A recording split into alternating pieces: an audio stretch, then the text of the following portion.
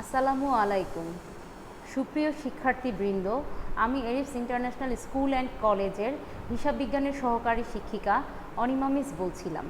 আশা করি তোমরা সবাই ভালো আছো। তোমরা সবাই নিশ্চয়ই অবগত রয়েছো এই 2-3 দিন পরেই তোমাদের অনলাইন বেসড পরীক্ষা শুরু হতে যাচ্ছে। তাই আজকে আমি তোমাদের হিসাব বিজ্ঞানের যেই 2টি অধ্যায়ের উপর বহু নির্বাচনী পরীক্ষায় তোমরা অংশগ্রহণ করতে যাচ্ছ সেই 2টি অধ্যায় সম্পর্কে আলোচনা করে দিব, যেন তোমাদের পরীক্ষাটি দিতে অসুবিধা না হয়। তো চলো শিক্ষার্থীবৃন্দ, আমরা শুরু করি। প্রথমেই আমি তোমাদেরকে ষষ্ঠ অধ্যায় জাবেদা নিয়ে আজকে আলোচনা করব। জাবেদার সংজ্ঞা তোমরা সকলেই নিশ্চয়ই ক্লাস 9-এ জাবেদার সংজ্ঞা, গুরুত্বপূর্ণ বিষয়াবলী, শ্রেণীবিভাগ, সাধারণত জাবেদার ছকের নমুনা এবং গুরুত্বপূর্ণ তথ্যসমূহ সহ জাবেদা কিভাবে করতে হয়, জাবেদায় কিভাবে জের টানতে হয়, সমপরিমাণ টাকা দ্বারা কিভাবে অঙ্কের সমাধান করতে হয়, সব কিছু সম্পর্কে জেনেছো। তারপরেও দশম শ্রেণীতে ওঠার পরে যেহেতু একটা দারুণ সময় তোমরা বাসায় পড়াশোনা করেছো, জাবেদা সম্পর্কে তোমাদের সেরকম একটা ধারণা আগে ছিল যদিও, তারপরেও আজকে আমি তোমাদেরকে একটু ধারণা দিয়ে দিচ্ছি।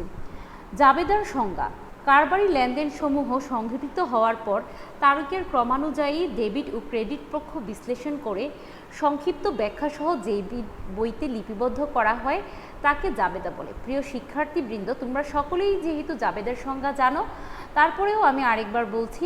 কারবারি লেনদেনসমূহ সংগঠিত হওয়ার পর তারিখের ক্রমানুযায়ী ডেবিট ও ক্রেডিট পক্ষ বিশ্লেষণ করে সংক্ষিপ্ত ব্যাখ্যাসহ যেই বইতে লিপিবদ্ধ করা হয় তাকে জাবেদা বলে।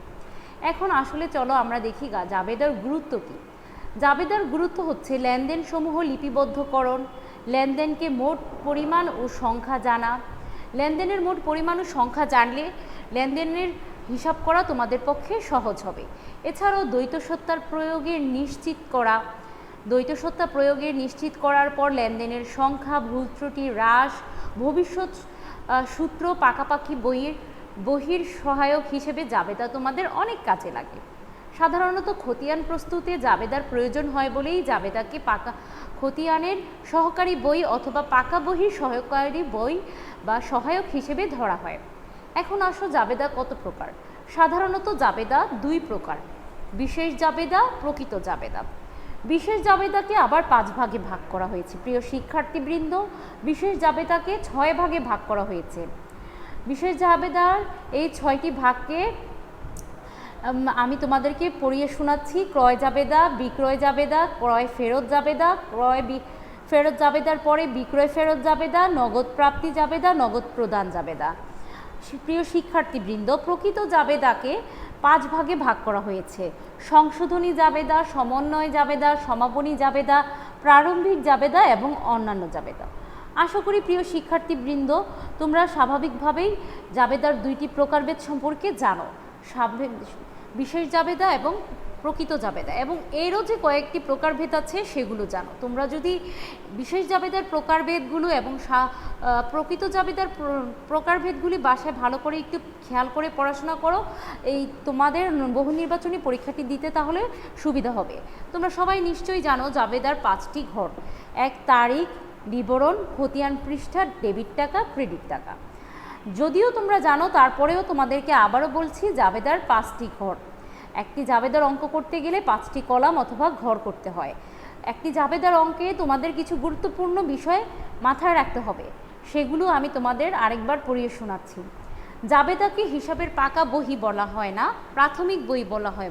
খুব মনোযোগ দিয়ে শোনো, জাবেদাকে হিসাবের প্রাথমিক বই বা সহকারী বই বলে। যে সকল লেনদেন জাবেদায় অন্তর্ভুক্ত হয় না সেগুলো প্রকৃত জাবেদায় অন্তর্ভুক্ত হয়। আমি আবারও বলছি প্রিয় শিক্ষার্থীবৃন্দ, যে সকল লেনদেন জাবেদায় অন্তর্ভুক্ত হয় না সেগুলো প্রকৃত জাবেদায় অন্তর্ভুক্ত হয়। ক্রয় জাবেদা: ক্রয় জাবেদায় সকল প্রকারের বাকিতে ক্রয় লিপিবদ্ধ হয়। আমি আবারও বলছি, ক্রয় জাবেদায় সকল প্রকার বাকিতে ক্রয় লিপিবদ্ধ হয়। একইভাবে বিক্রয় জাবেদা রয়েছে তোমাদের জন্য। বিক্রয় জাবেদায় সকল প্রকার বাকিতে বিক্রয় লিপিবদ্ধ হয়। প্রিয় শিক্ষার্থীবৃন্দ, অর্থাৎ বাকিতে ক্রয় এবং বিক্রয় ক্রয় জাবেদায় বাকিতে ক্রয়সমূহ লিপিবদ্ধ হয় এবং বিক্রয় জাবেদায় বাকিতে বিক্রয়সমূহ লিপিবদ্ধ হয়। তাছাড়াও ক্রয় ফেরত জাবেদার উৎস দলিলকে আমরা সাধারণত ডেবিট নোট বলে থাকি। প্রিয় শিক্ষার্থীবৃন্দ, ক্রয় ফেরত জাবেদার উৎস দলিলকে বলা হয় ডেবিট নোট।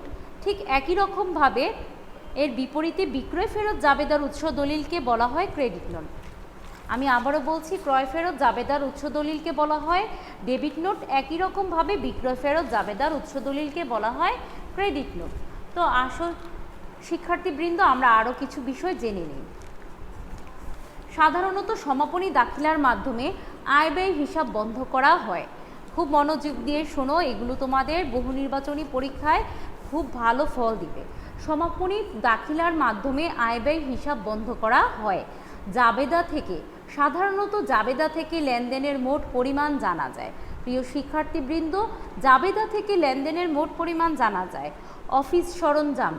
অফিস সরঞ্জাম হিসাবের মাধ্যমে আমরা কম্পিউটারের জন্য একে ডেবিট করে থাকি। আমি আরেকবার বলছি, অফিস সরঞ্জাম হিসাবটিকে আমরা সাধারণত কম্পিউটার ক্রয়ের জন্য জাবেদায় অন্তর্ভুক্ত করে থাকি। এছাড়া আমাদের জাবেদায় তারিখ লেখার ধারাবাহিকতা হচ্ছে বছর, মাস, দিন। আমরা অনেকেই এই ভুলটি করে থাকি। জাবেদায় তারিখ লেখার ধারাবাহিকতাটা হলো বছর, মাস, দিন। বিল পরিশোধ প্রত্যাখ্যানের সাথে জড়িত হিসাবটি হলো প্রদেয় বিল হিসাব। আমি আরেকবার বলছি, বিল পরিশোধ প্রত্যাখ্যানের সাথে জড়িত হিসাবটি হলো প্রদেয় বিল হিসাব। একই রকমভাবে বিলে স্বীকৃতি দিলে প্রদেয় বিল লিপিবদ্ধ করা হয়। বিলে স্বীকৃতি দিলে প্রদেয় বিল লিপিবদ্ধ করা হয়। আমরা সাধারণত জাবেদার কথাটির অর্থ যার শব্দ থেকে পেয়েছি। যার শব্দের অর্থ হচ্ছে দিন বা দিবস। যার শব্দের অর্থ হচ্ছে দিন বা দিবস। যার শব্দের অর্থ দিন বা দিবস। বাট্টা অর্থ মওকুফ বা ছাড়। প্রিয় শিক্ষার্থীবৃন্দ, বাট্টা অর্থ মওকুফ বা ছাড়। বাট্টা সাধারণত দুই প্রকার।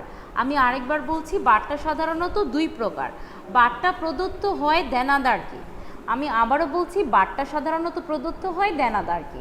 নগদ বাট্টা ও কারবারি বাট্টা নামে বাট্টাকে দুই ভাগে ভাগ করা হয়েছে। আমি আবারও বলছি, বাট্টাকে দুই ভাগে ভাগ করা হয়েছে, নগদ বাট্টা এবং কারবারি বাট্টা। পুরাতন যন্ত্রপাতি বিক্রয়ের জন্য নগদান হিসাবকে ডেবিট করা হয়। প্রিয় শিক্ষার্থীবৃন্দ, পুরাতন যন্ত্রপাতি বিক্রয়ের জন্য নগদান হিসাবকে ডেবিট করা হয়। বিশেষ জাবেদা 6 প্রকার। বিশেষ জাবেদা 6 প্রকার। আমরা যে জাবেদার ছকটি পড়েছিলাম সেখান থেকে নিশ্চয়ই জানতে পেরেছিলাম আমাদের জাবেদাকে দুই ভাগে ভাগ করা হয়েছে, বিশেষ জাবেদা এবং প্রকৃত জাবেদা। সেখান থেকে আমি আরেকবার বলছি, বিশেষ জাবেদা 6 প্রকার।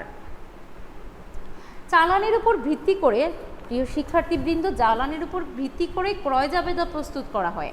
এখন যদি তোমাদের পরীক্ষায় এরকম প্রশ্ন আসে যে কিসের উপর ভিত্তি করে ক্রয় জাবেদা প্রস্তুত করা হয়, তখন তোমরা দিবে চালানের উপর ভিত্তি করে। প্রকৃত জাবেদা সাধারণত 5 প্রকার। প্রিয় শিক্ষার্থীবৃন্দ, প্রকৃত জাবেদা আমি আবারও বলছি 5 প্রকার। ক্রেডিট নোট তৈরি করেন বিক্রেতা।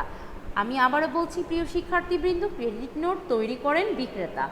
একই রকমভাবে ডেবিট নোট তৈরি করেন ক্রেতা বা ক্রয় ব্যবস্থাপক। একই রকমভাবে ক্রেডিট নোট তৈরি করেন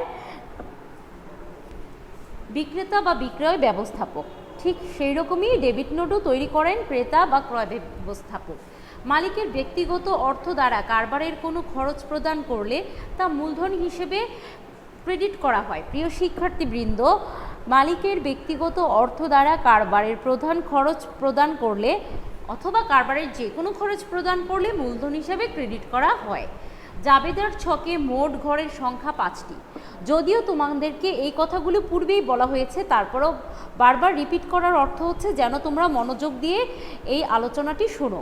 জাবেদার ছকে মোট ঘরের সংখ্যা 5টি। পণ্য, প্রিয় শিক্ষার্থীবৃন্দ মনোযোগ দিয়ে শোনো, পণ্য, মাল এবং চেক নামে কোনো প্রকার হিসাব খোলা হয় না। পণ্য, মাল এবং চেক নামে কোনো প্রকার হিসাব খোলা হয় না। বাট্টা প্রদত্ত হয় দেনাদারকে। আমি আবারও বলছি, বাট্টা সাধারণত প্রদত্ত হয় দেনাদারকে। ক্রয় জাবেদায় সাধারণত ঘর বা কলাম থাকে 6টি। প্রিয় শিক্ষার্থীবৃন্দ একটু খেয়াল করে শোনো, ক্রয় জাবেদায় ঘর থাকে 6টি এবং বিক্রয় জাবেদায় ঘর থাকে বা কলাম থাকে সাধারণত 5টি। খেয়াল করে শোনো, এইটি কিন্তু জাবেদা না, সাধারণ জাবেদা না, এটি হচ্ছে ক্রয় জাবেদা। ক্রয় জাবেদায় সাধারণত ঘর বা কলম থাকে 6টি এবং বিক্রির জাবেদায় সাধারণত ঘর বা কলাম থাকে 5টি। অফিসে ব্যবহারের জন্য কাগজ, কলম, কালি, পিন ইত্যাদি ক্রয় করা হলে তাদেরকে মণিহারি হিসাব নামে ডেবিট করা হয়। প্রিয় শিক্ষার্থীবৃন্দ, অফিসের জন্য বা অফিসে ব্যবহারের জন্য কাগজ, কলম, কালি, পিন ক্রয় করা হলে মণিহারি হিসাব নামে সেগুলোকে ডেবিট করতে হয়। নগদ টাকার পরিশোধ করা যায় না। বাট্টা, প্রদত্ত বাট্টা সাধারণত নগদ টাকায় পরিশোধ করা যায় না। প্রদত্ত বাট্টা, প্রিয় শিক্ষার্থীবৃন্দ, আমি কথাটি তোমাদেরকে আবারও বুঝিয়ে বলছি। প্রদত্ত বাট্টা সাধারণত নগদ টাকায় পরিশোধ করা যায় না। একই রকমভাবে নগদ টাকায় পাওয়া যায় না প্রাপ্ত বাট্টা। একই রকমভাবে প্রিয় শিক্ষার্থীবৃন্দ, নগদ টাকায় পাওয়া যায় না প্রাপ্য বাট্টা। প্রিয় শিক্ষার্থীবৃন্দ, তোমাদেরকে এই লেকচারটি দেওয়ার একমাত্র লক্ষ্য হচ্ছে যেন তোমরা বহু নির্বাচনী পরীক্ষাটিতে ভালো করো। সুতরাং এই যে আমি বারবার করে তোমাদেরকে এই লেকচারটি দিলাম জাবেদার উপর, এটি খুবই গুরুত্বপূর্ণ একটি জাবেদা। আশা করি তোমরা সবাই ষষ্ঠ অধ্যায়ের জাবেদার সংক্রান্ত চ্যাপ্টারটি খুব ভালো করে পড়বে।